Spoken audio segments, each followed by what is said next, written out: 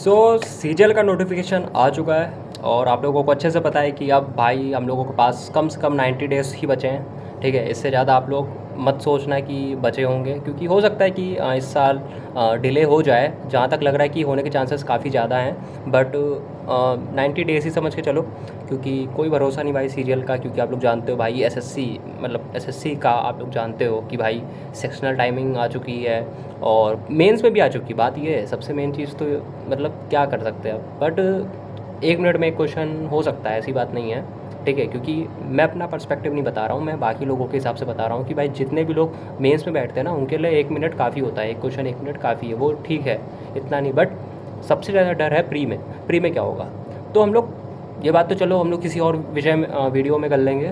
But आज की video होगी प्रॉपर रीजनिंग को लेके, और रीजनिंग कैसे करें सीरियल में, और ये 90 दिनों में कैसे करें, कंप्लीट कैसे करें, जिन्होंने नहीं पढ़ा बिगिनर है वो कैसे करें, और जिन्होंने पढ़ रखा है रिपीटर्स हैं वो कैसे करें, सब कुछ इस वीडियो में बात करेंगे। और इसमें जो कुछ भी बिगिनर से रिलेटेड बात करूँगा वो सिर्फ और सिर्फ मेरी खुद की प्लानिंग होगी, खुद का स्ट्रेटेजी होगा। ठीक, तो आप लोगों को अगर दिक्कत आए या आप लोगों को ना समझ में आए कि भाई ऐसे नहीं है तू ऐसे कर, तो आप लोग अपनी सलाह दे सकते हो। मैं अगर मेरे को अच्छी लगेगी तो मैं आप लोगों की राय मान लूँगा, आप लोगों के हिसाब से अपनी स्ट्रेटेजी बनाऊँगा, वरना यही चलेगी। अगर आप लोगों को मेरी स्ट्रेटेजी अच्छी लग रही तो आप लोग फॉलो करो। ओके, सो चलो फिर शुरू करते हैं रीजनिंग को लेके। और आई होप कि आप लोगों ने मैथ्स और इंग्लिश को लेकर देखा होगा कि मैंने कैसे वीडियोज़ बनाए थे। ओके, सो आज हम लोग प्रॉपर रीजनिंग को लेकर चलेंगे। ठीक है, सो सब फर्स्ट ऑफ ऑल रीजनिंग की शुरुआत हम लोग करते हैं रिपीटर्स को। जो लोग रिपीटर्स हैं वो लोग क्या करें, तो भाई रिपीटर्स अगर आप लोग हो और आप लोगों की रीजनिंग, अगर आप लोग रिपीटर्स हो तो भाई ऑब्वियस बात है कि भाई आप लोगों ने पढ़ा तो होगा ही, आप लोगों ने क्वेश्चंस भी लगाए होंगे, कुछ मार्क्स से रह गए होंगे। तो जितने भी रिपीटर्स हैं उन लोगों का सिलेबस आई थिंक कंप्लीट होगा ही होगा जहाँ तक। ठीक है, तो जब आप लोगों का सिलेबस ऑलरेडी कंप्लीट है तो 2026 में जो नए मॉक्स आ रहे हैं ना, टेक्स्ट बुक या ओनली बोर्ड कहीं भी, आप उनको लगाओ और साथ ही साथ प्रीवियस ईयर क्वेश्चंस लगाओ। क्योंकि भाई प्रीवियस ईयर लगाना ही लगाना है, क्योंकि भाई अब पहले क्या था कि टाइम मिल जाता था 12-13 मिनट, 15 मिनट, 20 मिनट, जितने चाहो ले लो। बट अब क्या हो गया, 15 मिनट ही मिलने हैं। तो अब जो क्वेश्चंस आप लोग पहले करते थे ना अपने हिसाब से, बट तो अब आप लोगों को वही क्वेश्चंस 15 मिनट में करने हैं। तो आप लोग उससे स्पीड देखो कि आप लोगों की स्पीड और एक्यूरेसी सही है कि नहीं। ठीक, PYQ लगाओ और जो नए मॉक्स आ रहे हैं उनको लगाओ, डेट्स इनफ। ठीक है, कुछ भी नया पढ़ने की ज़रूरत नहीं है। आप लोग ऑलरेडी अगर रिपीटर्स हो तो आप लोगों ने देख रखा है 2025 में कहाँ से क्वेश्चंस आए थे, SRT आए थे और कुछ टॉपिक्स ऐसे आए थे जो नए थे, तो आप लोगों को ऑलरेडी पता होगा। वो या तो आप लोग यूट्यूब पे सर्च करके देख सकते हो, या फिर अगर आप लोगों को ऑलरेडी पता है तो आप लोग सिर्फ और सिर्फ मॉक लगाओ। बस मॉक पे ही रिलायबल रहो और कुछ भी इधर उधर मत जानो, बस इतना ही है। अब बात करते हैं हम लोग बिगिनर्स की। तो बिगिनर्स कैसे कर सकते हैं, तो भाई सिंपल सी बात है कि बिगिनर्स वालों सीरियल अड्डा, जो एसएससी सीरियल अड्डा है ना, और मतलब प्रॉपर सीरियल का ही चैनल है एक, तो उसमें साहिल सर करवा रहे हैं रीजनिंग, बहुत अच्छी करवा रहे हैं, और वहाँ से कर सकते हो। और साथ ही साथ एक बढ़िया सी PYQ बुक वैसे तो मैं प्रेफर नहीं करूँगा कि लोग, क्योंकि इतना कुछ खास है नहीं। आप लोग PYQs कर सकते हो, मतलब जैसे मान लो आप लोगों ने टॉपिक पढ़ा, टॉपिक में सर बहुत सारे क्वेश्चन करवाएंगे, 50-60 क्वेश्चन करवाएंगे। आप उनके लेक्चर्स देखो कि क्या हो रहा है उसमें। आप लोग जितने भी टाइप्स करवा रहे हैं ना, कि जैसे कोडिंग डिकोडिंग में ये टाइप आता है, इस टाइप का एक एग्जाम्पल, बस एक एग्जाम्पल लो, बस भले ही टफ क्वेश्चन करवाएं चाहे जैसे करवाएं, आपको सिर्फ टाइप लिखना है कि भाई ये टाइप आता है, और टाइप दिमाग में बैठा होना चाहिए कि भाई कौन सा टाइप हो। ठीक है, टाइप अगर दिमाग में बैठेगा ना तो आप लोग PYQ से कर लोगे, या जो आगे प्रैक्टिस सेट वगैरह होंगे उससे कर लोगे। ठीक है, बट आप लोगों को सबसे मेन चीज़ है टाइप मालूम होना चाहिए। तो आप साहिल तिवारी सर से पढ़ो, जितने भी टाइप हैं सारे टाइप कॉपी में लिखो, कॉपी में लिखते लिखते टाइपाइज करते करते चैप्टर फिनिश करो। ठीक, और जैसे जैसे आप लोगों के चैप्टर अच्छे खासे फिनिश हो जाएँ, आधे से ज़्यादा, मॉक पे शिफ्ट हो जाओ। ठीक है, अब मॉक कैसे देना है भाई, मॉक वही PYQ वगैरह लो, और PYQ जितने भी क्वेश्चन आप लोगों से गलत हो रहे हैं या नहीं बन रहे हैं उनको आप कॉपी में नोट डाउन करो। कॉपी में नोट डाउन करने के बाद उसको देखो कि क्यों गलत हो रहे हैं। ठीक, ऐसे करते करते जब आप लोग अपना एनालाइज़ करोगे तो धीमे धीमे क्या होगा कि आप लोगों के मार्क्स ऑटोमेटिकली इंप्रूव होंगे, पता भी नहीं चलेगा। ठीक है, पर्सनली मैंने अभी तक PYQs नहीं सॉल्व किए हैं, मतलब PYQs मैं बुक से कर रहा हूँ सॉल्व, खुद से मतलब मॉक वाले PYQ नहीं किए हैं। ठीक है, तो मैं अपने हिसाब से नहीं बता सकता, बट मैं करूँगा। बट अभी के लिए फ़िलहाल आप लोगों को यही करना है, क्योंकि मैं खुद ही कंप्लीट कर रहा हूँ। आई नो कि मेरा पहले से ही रीजनिंग कंप्लीट है, I know, but Sahil sir का मैंने देखा है कि वो काफ़ी प्रैक्टिस सेट करवा रहे हैं, काफ़ी कुछ करवा रहे हैं फ्री ऑफ कॉस्ट। तो मैं वहाँ से प्रैक्टिस के तौर पे देखता हूँ, क्योंकि जैसे मान लो कोडिंग रिकॉर्डिंग 1.5-2 घंटे की क्लासेस हैं, उनका तो पूरा बैच यूट्यूब पे पड़ा है फ्री। तो मैं सारा पूरा का पूरा 2 घंटे उस पर इन्वेस्ट नहीं कर रहा, ठीक है। मैं जो मेरे को इम्पोर्टेंट होता है मैं सिर्फ वही करता हूँ, ठीक है। That's it. ओके, तो आप लोगों को भी यही करना है, ठीक है।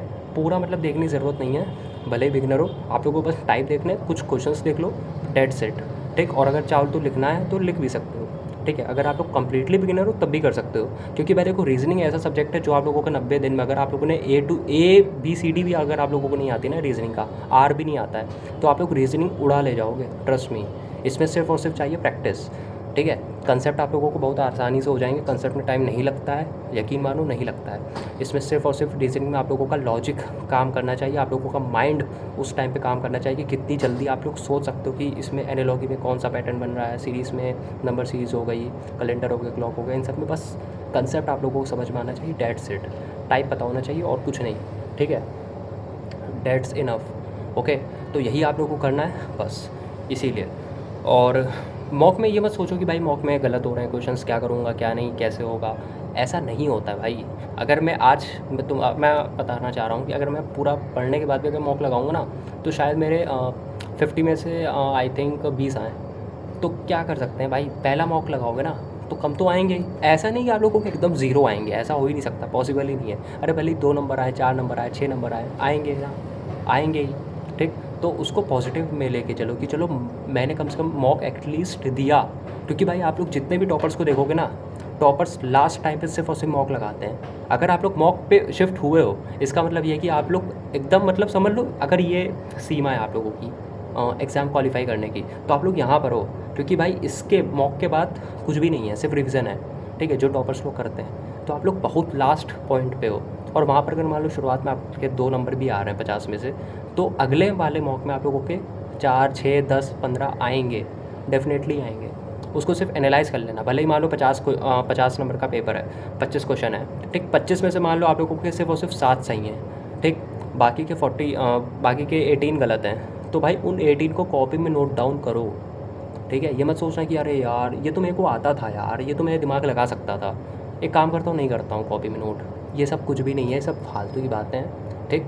आप लोगों को करना पड़ेगा, ओके, एक सेकेंड, ठीक है, आप लोगों को करना ही पड़ेगा वो चीज़, ठीक है। इसका कोई और कह सकते नहीं है, कुछ भी नहीं है इसके आगे का कोई भी ऑप्शन, ठीक है। इतना आप लोगों को करना है, क्योंकि शुरुआत में अगर आप लोगों के 7 सही होंगे ना, तो आगे 10 सही होने ही होने हैं, अगर आप लोग एनालाइज़ करते हो उन कॉपी में नोट डाउन करते हो। क्योंकि मॉक में वही चीज़ घिसी पिसी फिर बाद में फिर से आएगी आप लोगों के सामने, फिर दिमाग में जब आप उस समय गलती करोगे ना, तब आप लोगों को असली डिमोटिवेट फील होगा कि अरे यार भाई ये मैंने पहले मॉक में देखा था और मैंने नोट डाउन नहीं किया, मैंने उसकी प्रैक्टिस नहीं की, अब देखो फिर से वही क्वेश्चन आ गया, तो खलेगी ना, इसीलिए डेट्स वाई।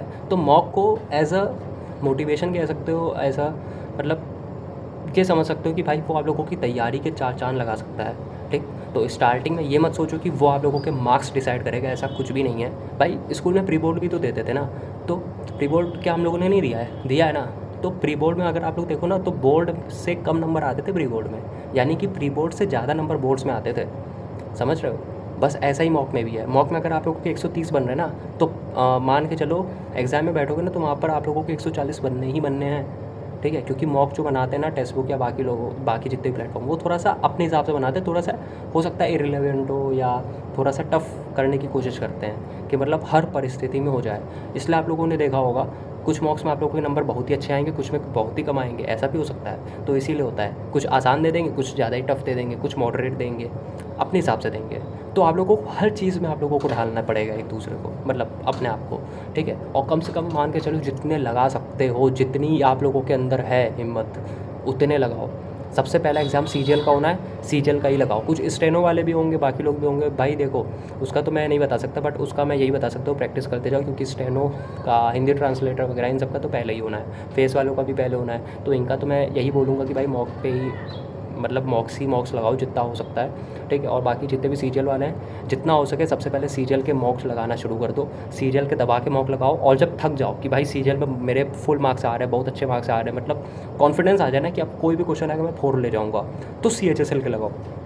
मतलब ये जो नए नए मॉक्स आएंगे CHSL के भी लगाओ, MTS के भी लगाओ, ठीक है।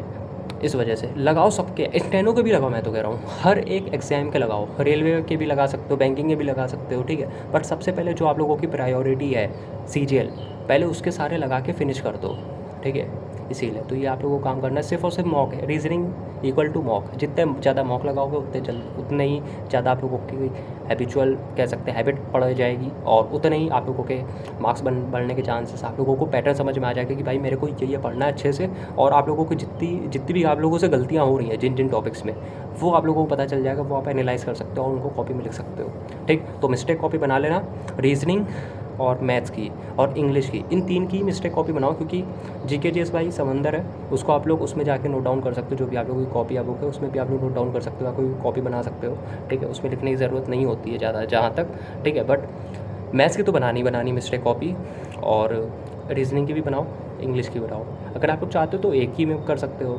बट एक में फ़िलहाल तो मत करो। अगर आप लोग सब्जेक्ट वाइज कर रहे हो ना, तो आप लोग अलग अलग कॉपी बनाओ, और जब लास्ट में जब आप लोग फुल लेंथ लगाओगे पूरा प्रॉपर एक का, ठीक है, तब आप लोग जब लगाओगे तब आप लोग एक ही कॉपी बनाओ, उसमें सारे जितने भी चारों सब्जेक्ट है सबका लिखो कि भाई आज मैंने ये मॉक लगाया था, उसके नीचे इंग्लिश में कौन कौन से क्वेश्चन गलत हो वो लिखो, मैथ्स में, रीजनिंग में, GK GS में, ऐसे ऐसे लिखो, और उनको अच्छे से याद कर लो, रट लो, रिवाइज़ कर लो, सब कुछ कर लो, ताकि अगर उसमें से अगर कोई क्वेश्चन आ गया, और आते हैं मॉक में, अगर कोई क्वेश्चन आ गया तो मैं अगली बार ना छोड़ूँ, हो जाए मेरा, ठीक है, ये चीज़ है।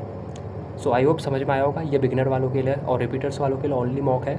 जो बिगिनर्स है, बिगिनर्स के लिए साहिल तिवारी बहुत अच्छा पढ़ा रहा है। यहाँ पे यूट्यूब पे कुछ भी डाल लो भाई, सब कुछ अवेलेबल है फ्री ऑफ कॉस्ट, डालो तो सही, वहाँ से देखो, कंप्लीट करो, कंप्लीट करके नोट्स चाहो तो बना लो, नहीं तो ना बनाओ। कोडिंग डिकोडिंग इन सब में नोट्स बनाने की ज़रूरत नहीं होती है। कुछ कुछ सब्जेक्ट्स ऐसे होते हैं, मतलब चैप्टर्स ऐसे होते हैं जिसमें नोट्स बनाने की ज़रूरत पड़ती है, तो उनके बना लेना, क्योंकि कुछ कुछ चैप्टर्स ऐसे होते हैं ना जिसमें फॉर्मूलेस भी आ जाते हैं, इसीलिए, ठीक है।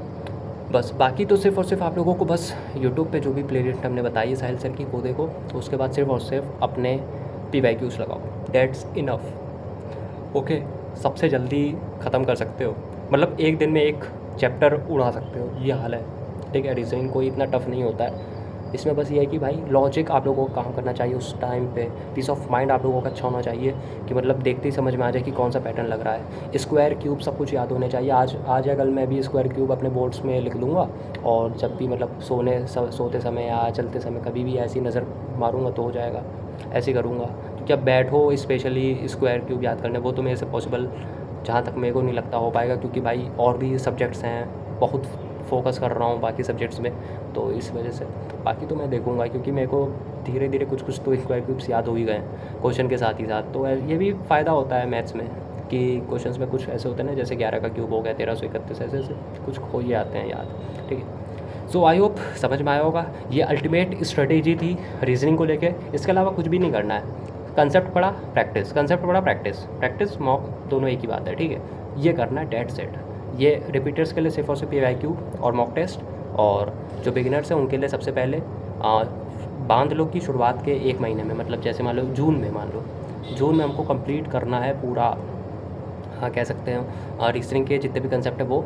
45 दिन वाली मैराथन भी चल रही साहिल सर की, कल परसों से चली थी, वहाँ से भी आप लोग कर सकते हो, वेल एंड गुड है।